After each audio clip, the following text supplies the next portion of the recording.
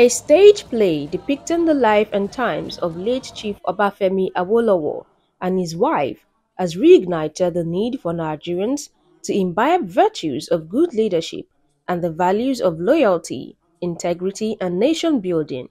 The play, which was staged in Lagos, reiterated Awo's devotion to humanity and his desire for quality education, equality, and a better system of government, which encompasses transparency, accountability, social justice, fairness, selflessness, and critical observation of the rule of law.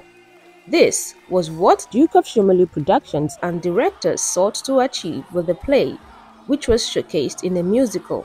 Particularly because we are somehow bereft of our leadership ethos as it is now. And Awo, as we know, was one of the great examples that we could use, to just tell the story of leadership. It was important for us to do that. He was accused wrongly, and yet he stood his ground.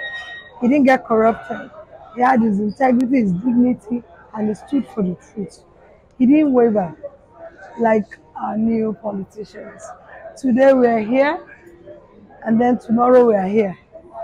You need to stand for one thing, and this is what Awolowo stood for: equality, free education. According to the executive producers, the play was also to expose viewers to Awolowo's emotional side, with emphasis on the role of his wife, Anna Idowu Dideolu, HID, who he described as his jewel of inestimable value. Why we did this? To see that the men themselves in power, they have private side, they have family, they have things that affect them. We wanted everybody to see his inner self. You didn't know he cried, you didn't know he was afraid. When he comes out, he's like, Awo. After growth, and his red is bold. He goes to the prison looking bold, but he's afraid, he's crying. Even if he's crying for Nigerians, but he's human. And that's why we went behind to see and to encourage women. If it's on the level ground, normal woman, and they tell you your husband, you be free, you will beg now.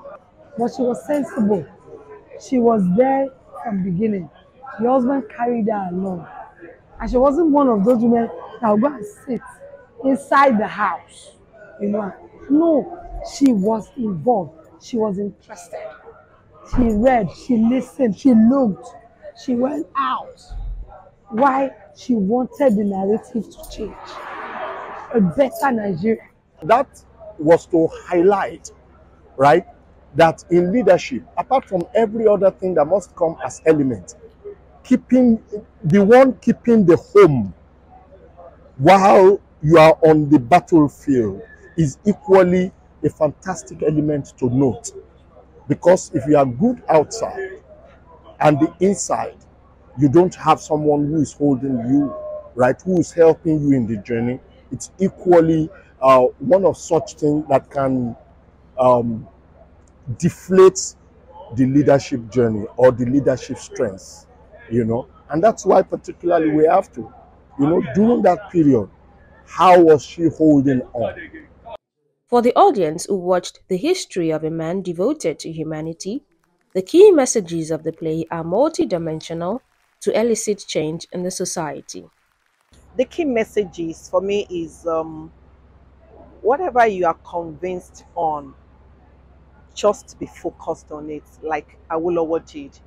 He wasn't ready to bend his rules. Likewise, HID.